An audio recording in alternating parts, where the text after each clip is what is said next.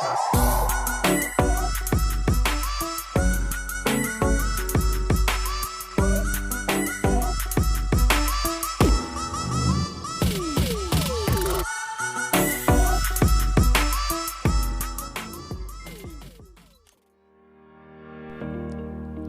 you ever struggle taking photographs in dark situations? Well, there's a reason for that. It's because it really is the most difficult type of photography. And we photographers, we call this low light photography. Low light photography is a lot of fun, but it does take a little bit of time and experience to become really good at it. You're also going to need a little bit better equipment, or you're going to need to find ways to adjust to the equipment that you have at your disposal. So in this lesson we're going to talk a little bit about some of those different things. We're going to talk about the equipment you need, we're going to talk about some of the techniques you're going to use for holding your camera that are going to be important. I'm going to give you a few tips for it, and I'm also going to give you a few examples of what low light photography is capable of. So how about we talk about that? How about we talk about what you need to know to be a good low light photographer? First of all, low light photography is going to be encountered in lots of places, and mostly it's just going to be a question of darkness. And so you're going to, after sunset, it's going to be dark, or even at sunset, you're going to have, like, after the golden hour, you're going to have a lot of dark. You're going to have concerts and things like that. So I'm trying to spell it in German, I'm so sorry. Concerts. And you're going to have dark rooms or dark houses. So a lot of dark places, even like in the woods or something like that. And just dark landscapes also. You're going to have lots of, when you're outside doing maybe big trips in the woods or things like that, or if you're out in the city at night, you're going to find lots of dark places. And that's all of that just basically would involve, if you want to take a photograph of it, being a little bit capable at low light photography. Alright, so what are some of the challenges then? What does all of this mean in terms of what's, settings and things like that you need to think about for your computer or for your camera? Well, you're first of all going to have a lot of trouble freezing motion is going to be a problem. And freezing motion just means having a high enough shutter speed to freeze any action that happens in the photograph. And that is just really hard when you don't have a whole lot of light available. You're going to have color problems. Color is really hard to capture for certain cameras in low lighting situations. Metering is going to be hard, so you're going to have a little bit of difficulty figuring out what is 18% gray, like in our metering lesson. And camera shake is going to be a huge problem. So camera shake, because your shutter speeds are going to be low. And what does that mean? What does a low shutter speed mean? Well, if you're out there shooting, let's do a little bit of math. We'll determine sort of what a low shutter speed means. When you've set up your camera and you've got your ISO and your aperture set, so say we're at ISO 400, or actually erase that, let's do 800. So it's kind of a darker evening, it's 800 ISO. You've opened up your lens as open as it will get, so maybe we have a 3.5 f-stop lens. Well, then you have to take a look at this moment at your lens and see what zoom factor you're at. So say you've got a 35mm lens on your camera. Now that is the equivalent, if you're on a digital camera, it's not equivalent. Say you're as a digital camera with a 1.5 crop factor, so it's equivalent to a 50mm lens. So if you don't know what I mean by that, it's basically that if you've got a digital camera with a DX sensor, it crops the photo, so a 35mm lens actually creates an image that is a 50mm image, essentially. So, like, it would be a 50mm image on a film camera, but not on the digital camera that you have. Well, basically what you do with this number then, you've got this 50mm, and now you just have to do a little bit of math. All you have to do is put 1 0 over top of that 50, and this right here, the result, is your slowest shutter speed that you should be using for handheld. Now if you've got vibration reduction or things like that, so that you'll see things called VR lenses, or you'll find things that are stabilizers, things like that, you might be able to go up one stop. So one stop in this situation would be 1/100th of a stop, or 1/100th of a second. So you might be able to get away with that with a VR lens. So this is your slow shutter speed. Once you get below this, once you get below your handheld speed, is when you're really hitting your slow shutter speed area for your camera, and that's when you want to start thinking about special techniques for holding the camera, where to set it, if you need a tripod, things like that. So along those lines, equipment. Let's maybe talk a little bit about equipment over here in the bottom left. Things that might help you. A tripod might be a good idea. Now, if you don't have a tripod or you can't afford a tripod, just find places where you can put your camera. Things that you can set your camera on or brace it against. So you could, for example, brace your camera up against a telephone pole and hold it very steadily, and maybe even wedge a finger in between the camera and the pole as sort of a stabilizer and push the button. But you're trying to reduce this camera shake. That's why you've got the tripod. You want to cut down on your camera shake. You could also think about a flashlight. Would be a good idea. I find flashlights are great for lots of things. For example, for working with the camera. Sometimes you have buttons you might not know where they're at, and it's also good for setting up and even for light painting. We'll talk about light painting a little bit towards the end of the lesson. Also, if you have an SLR, you want a fast lens, but you don't necessarily need one. Just an idea. You could also have a strobe, or sometimes what's called a flash in sort of common English. A strobe is just the thing that's on the top of your camera, but maybe you have a separate one that you can use, and I'll show you some uses for that. Another thing you could try is having a cable release. I'm not going to write it down because it's really a little bit extra, and most people don't need it. Alright, so that is kind of an introduction to some of the concepts here, to some of the things that you might need to know, and some of the things that I might mention here in this lesson. Alright, so let's just take a couple example images here.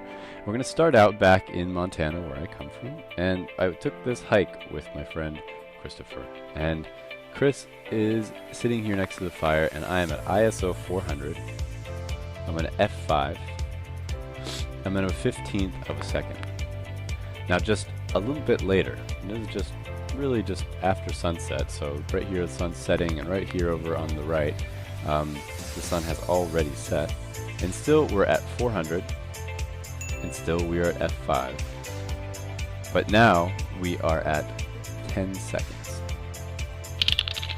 So that is a huge difference. That is multiple times longer. This right here is your low shutter speed situation. And I did this with a tripod. Don't necessarily need to. I could have set it on a rock. I could have put it on my camera bag, whatever was high enough to get the image that I wanted.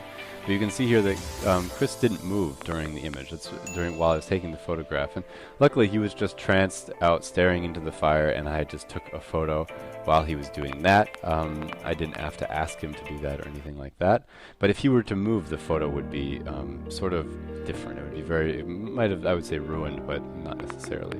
But you can see here, because the exposure is so long, you can see the sparks coming up off the fire. You can see the glow of the fire everywhere, the glow of the sky, the beautiful Montana sky back there. You can really kind of see everything, and you can see also the difference here between these two photographs. I would say both of them are low light photographs, but this one over here to the right is much lower and definitely is a little bit harder of an image to get. You can get this image to the right with just about any camera, even a really inexpensive camera, but it really is going to push the limits of your camera. We should talk a little bit maybe about that as we're rolling through here. Really good cameras have a much better sensor in terms of its ability to capture low light. That's really what makes a sensor really a quality sensor. And so when they put a sensor in a really cheap camera or in a cell phone, it's often just a sensor that is pretty light sensitive but not very. And when you turn up the power on that sensor, and as you get up towards the higher ISO ranges, that's where you really start seeing sort of the quality fall off, and that's where the images start to kind of become a little bit less pretty. Now, let's move on here and start talking about these images that I've pulled up. They're both not necessarily really low light photography, but they're pretty much right on the edge. This is kind of the boundary of low light photography. Right here, I think I was shooting at about a 500 ISO, which is a step between traditional ISOs that you'll find on some professional cameras. I was shooting at f1.8, and I think my shutter speed was around, I think it was around a 50th or so. And this is just an example of sort of the moodiness that I love about low light photography. It's great. And this image over here to the left was actually taken with the same f-stop and the same shutter speed, but it was taken at an 800 ISO, so a little bit lower. And this is one of the things about having a better camera. These photos were taken both with my nicer professional camera, and you can just kind of see the difference in the quality of an 800 ISO on a better camera. The colors are accurate and the contrast is good, and I'm also using a really nice lens, which helps a little bit. And over here I was using the same camera and got really nice results, just because I was also able to hold my camera very carefully. Now that's another point. If you really want to get good photographs here, you're going to really want to make sure that you're holding your camera right. So you're going to want to go back and take a look at our lesson about how to hold your camera. That will really give you some good tips. One of the things about low light photography is that you get a lot of this kind of stuff right here. This is the trouble capturing motion that I was talking about right here.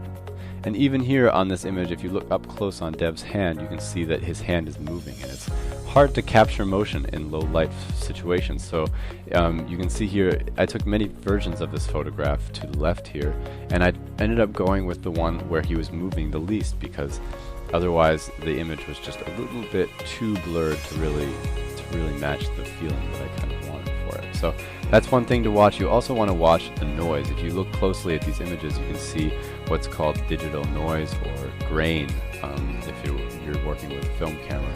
And it's not very extreme on these examples because the light is still there, but you're going to notice a definite drop in quality as your ISO goes up. You can learn more about that in our ISO lesson. So let's move on here a little bit. Again, I was talking about getting close to light sources. That is always a good thing to do. Try to find a nice angle to your light source and just stay close to it.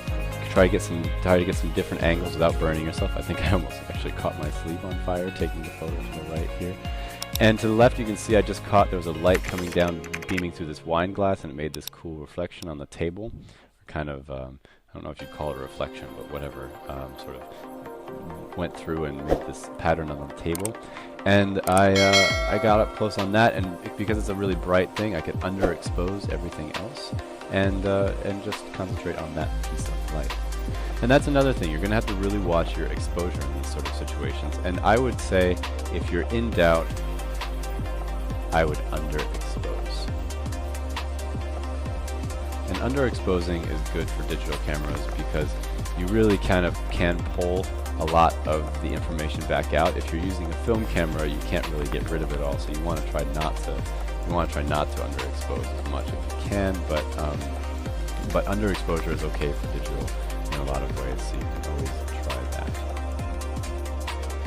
You can also, I would recommend getting some friends to join up and maybe even trying out some light painting. Light painting is a lot of fun, and you can do it with lots of different things. You can use a strobe, like I mentioned before at the beginning. Use a flashlight. So here to the right, we've used a strobe, and to the left, we're using a frisbee. It's like a, but you can just exchange it for an LED light or a flashlight or whatever. And basically, all we did for these images, this one, for example, to the left here, is just a 30-second exposure. And we just had the people in the group write the word photo camp. This was a photo camp that I was leading last year, or 2 years ago now. And we just had them write it with their hands, and then they threw the frisbee away. It had an LED light on it. And in that time that light passed across through all their hands, you can see that they're standing there. They stood standing, and the sensor captured the light as that frisbee moved along the path of the words photo camp. And so you can do this with lots of other different types of light sources. I'll show you another example in a second. And this one to the right, you can see that we just had someone, you can see the person actually standing here, fire a strobe at our friends while they were jumping up in the air. And this was actually probably like I think it was maybe like a 10-second exposure or so. But it doesn't matter because just that one moment where the flash hit them is when you actually see our friends there. Alright, so that is a little bit of a roundup of what you can do with low light photography. Remember that bad weather and cloudy days and dark. Music clubs can be your best friend as a photographer, so you want to go out and do the best you can with what equipment you've got. Alright, you can come back and check out more lessons at